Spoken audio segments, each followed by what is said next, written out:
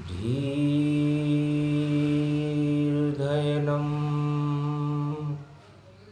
श्रवणपटेयतिवरा महावाक्यजनार्दन सच्चिदानन्दत्वं शरणं व्रजेश। यादवेन्द्रं दयादाता पुंडरीक्षा क्षीरसागरशयनं कमलनयनं नमस्तुते नमामि श्री हरि। धैर्य से जिसको धारण किया जाता है, कर्णपटुओं से जिनका पान किया जाता है, ऐसे सच्चिदानंद भगवान श्री यादवेंद्र सरकार को मैं नित्य ही चिंतन करता हूँ, नमन करता हूँ। जिनको नमन करने से मंगलादि मंगल तो हो ही जाते हैं, साथ ही में बहुत बड़ा बल मिलता है मनुष्यों को। गोधन गजधन गजेन्द्रम श्री कृष्णम नतामस्तकम परिपाटतम श्रीदाता श्रीहरि त्वं शरणं व्रजेश। तुमं कृष्णा तुमं माधव तुमं मुकुन्दं तुमं गोपाल तुमं गोपाल।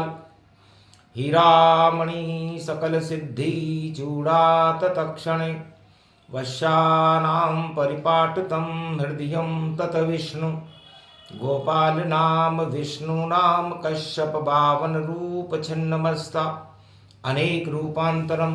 श्री नमामि राधा वल्लभम राधा कृष्ण मुरारी दामोदर वासुदेवाय परिपाटतं हृदयं तत्क्षणे तुमं शरणं व्रजेश। मलका मास शनि का वारा राधे देखे श्री मुख प्यारा। श्री कृष्ण के मुख को देख कर राधा वशीकृत होए, पूछने लगी वह शाम से यहाँ कैसे अवतरित होए। इस ब्रज में है भगवान श्याम सुंदर, आपके अवतरण का क्या कारण है। मलमास में प्रश्न पूछा राधे। श्री कृष्ण सभा में हंसने लगे और उस धर्म सभा में चंद्र बने और अमृत वहां बरसने लगे। श्याम रंग मेरा बना जमुना श्याम दिखाए। श्याम घटा ब्रज में बनी और श्याम ही राधे माय।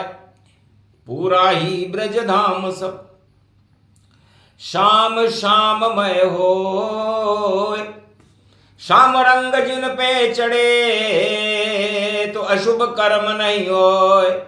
सारे अधर्म और पाप सब होते क्षय तमाम।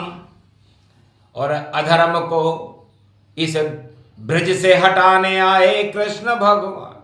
हे राधे, आज शनिवार का दिन है, मल का मास है और इस मृत्युलोक में भारत में भी चारों तरफ मल की ही छाया है और इस मल को हटाने वाला कोई महापुरुष हमें नजर नहीं आता। लेकिन देख प्रेम की लगन राधिका छोड़ दिया रे गोलोक। और तेरे खातिर आए कृष्ण, यहां नहीं सके कोई रोक। सारे अधर्म हटा देंगे ब्रज से और धर्म क्षेत्र बने भारत। एक दिन ऐसा आएगा जब शरण हमारी आए पारथ। महाभारत कुरुक्षेत्र के दल दल और गीता से मैं ही हटाऊंगा और फिर से इस भारत को ब्रज में धर्म क्षेत्र बनाऊंगा। ये मोर पंख मेरे माथे ये पक्षी राष्ट्र कहाता है, ये सरस्वती की शक्ति है, ब्रह्माणी मेरी माता है। जब कंठ विराजे सरस्वती तो ज्ञान प्रकट हो जाता है, सारे मल ही हट जाते हैं जब मोर पंख लग जाता है। तो हे राधे, बड़े बड़े राजा महाराजा सतयुग से कलयुग तक हो गए, सबने अपने अपने मस्तक पर मुकुट, राज मुकुट धारण किए। राम ने जटाओं का मुकुट बनाया और कृष्ण भगवान ने मोर पंख का मुकुट बनाया।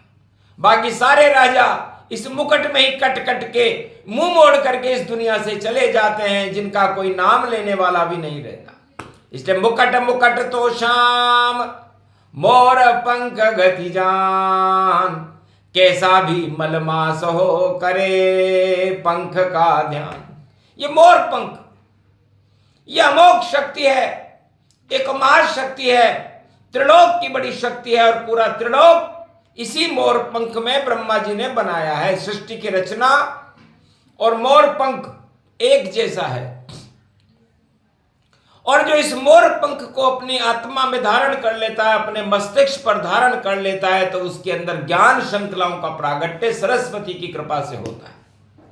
अज्ञानता हट जाती है, और अज्ञानता हटने के बाद अंधकार हट करके सत्य का प्रकाश होने लगता है। इसीलिए तो मोर मुकुट है। तीन रंग इस मोर मुकुट में, और नीला पीला हरा बने, और ये ही रंग भक्ति के रंग हैं, और श्याम रंग इनसे ही चढ़े। तो तीनों जगत गुरु हैं इसमें। करो पंख का ध्यान, जो चंदवे में पीला रंग है उसको ब्रह्मा मान। ब्रह्म तेज ब्रह्म शक्ति मोर पंख धारते, और नीलमणि नीलम प्रकाश विष्णु रूप धारते। हरा रंग शिव रूप ज्ञान रंग जानिए, और तीनों जगत गुरु इस मोर पंख को मानिए। तो मोर पंख धारण करे जगत में केवल कृष्ण भगवान, केवल एक ही कन्हैया हुआ इस ब्रजमंडल में जिसने मोर पंख को धारण किया। और बताया कि धारणा ज्ञान की होनी चाहिए, बुद्धि की होनी चाहिए, और सत्य की होनी चाहिए, और असत्य का, अधर्म का, मल का नामो निशान मिटा देता है ये मोर पंख। मोर पंख के अंदर 118 तरह के गुण होते हैं। यदि मोर पंख कलप को भगवान कृष्ण पढ़ने लगे तो ब्रज में पढ़ने लग गए श्याम, मोर पंख का दे रे देखो ज्ञान। मोर पंख ब्रज रूप बन्यो गति छायो, और सपने में भी सबको श्याम नजर यहाँ आयो। सब गोप ग्वाल गैया मैया सब झूमे, और श्री श्याम चरण और उनके मुख को चूमे। आकर्षण इसमें देखो इतना भारी, महारास में नाच रहे हैं देखो नर नारी। श्री कृष्ण रूप श्री श्याम रंग गति पाया, जिस पे ये चढ़ गया श्याम नजर माया। ये प्रेम से प्रगटे श्याम रंग गति जाना, और प्रेम से प्रगटे श्री कृष्ण भगवाना। यहाँ राज ताज वैभव कुछ भी नहीं चावे, केवल श्री कृष्ण का ब्रज में ध्यान लगावे। करे 84 कोस ब्रज धाम परिक्रमा नर नारी, तो हटे कर्म की रेख पाप सब सारी, और पुण्य प्रकट हो रूप रूप गति जाना।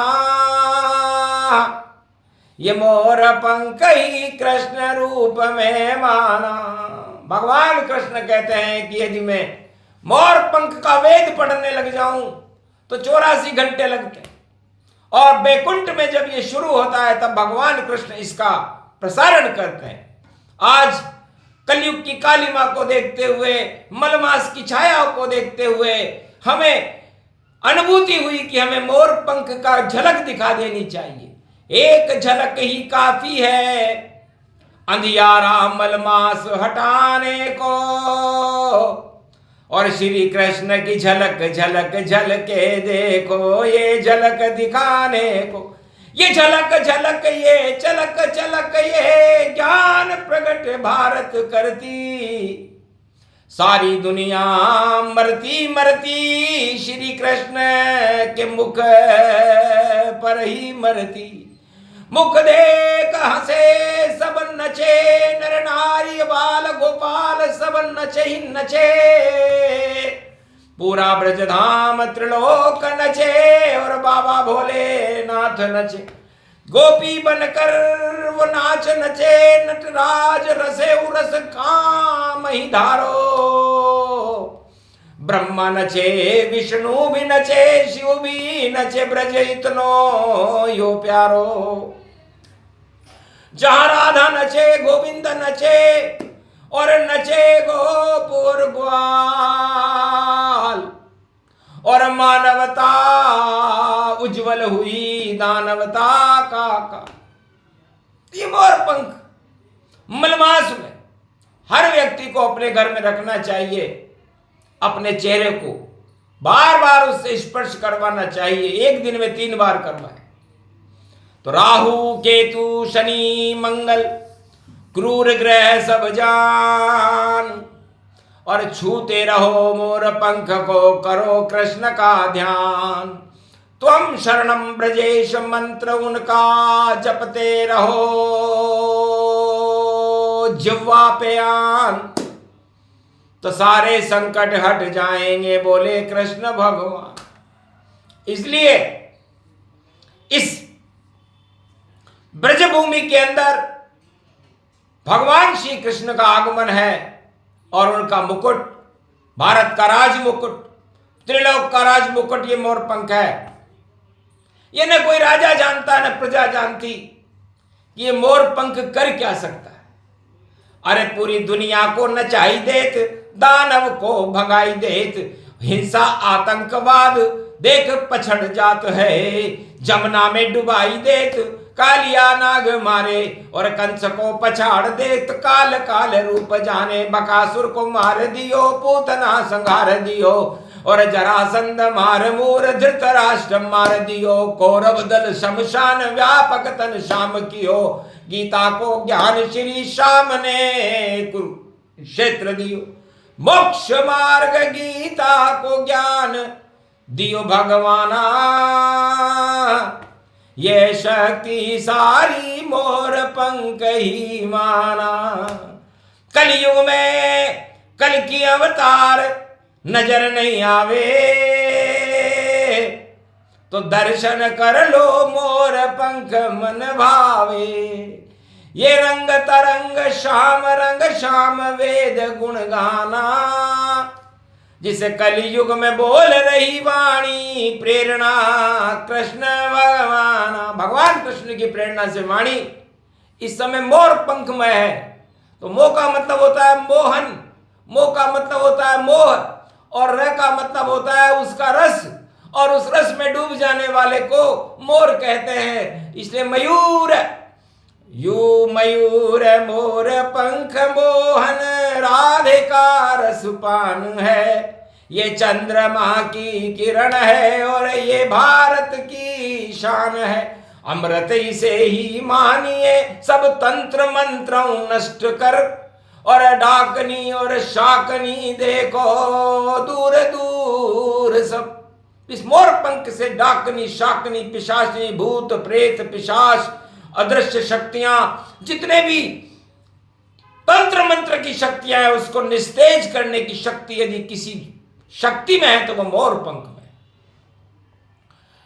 नजर लगे कभी उसके नहीं, और नजर शाम ही आए, ऐसी शक्ति मोर पंख की जिसे वाणी रही बताए।